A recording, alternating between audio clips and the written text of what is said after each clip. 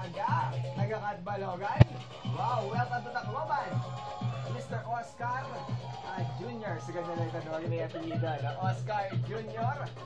They also call him Papa JR. Papa JR, yan yung microphone. May kuryente yan. Sa loob. Sa loob. Oh, good afternoon. Okay nga ulo. Yes, good afternoon din sa'yo. Tito Mio. Yan. Again, nakakatuwa kong makapasyal dito sa MOR, no? Yes.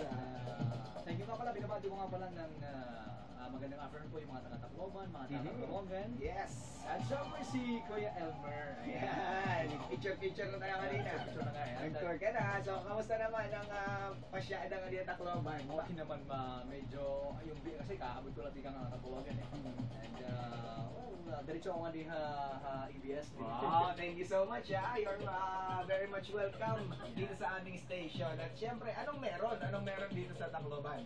Bakit napasadya ang iyong mga paa? Napakagayatag yung Christmas party eh. Christmas party. So, parang sinabi mo sa akin, Christmas party ng mga media sa Samar? Yan. Binabati ko yung mga miyembro ko ng Summer Island Press Club. Yan. Thank you very much. At syempre, si Sir Clifford Nolido. Si Sir. Bongga, si thank Sir you. pa yung nag-tour sa'yo. Kanina eh. Ang dami kong Ayos yun. kilalang mga taga dito sa ABS at sa MOR. Sir, talaga. Thank you rin. Maraming salamat sa pagpasyada. Mula, balik ka na gusto bation, i-greet. Siguro, Merry Christmas na lang and Happy New Year advance. At natin mga kabukluan din ng Tacloban, yan ito mga taga-Samar.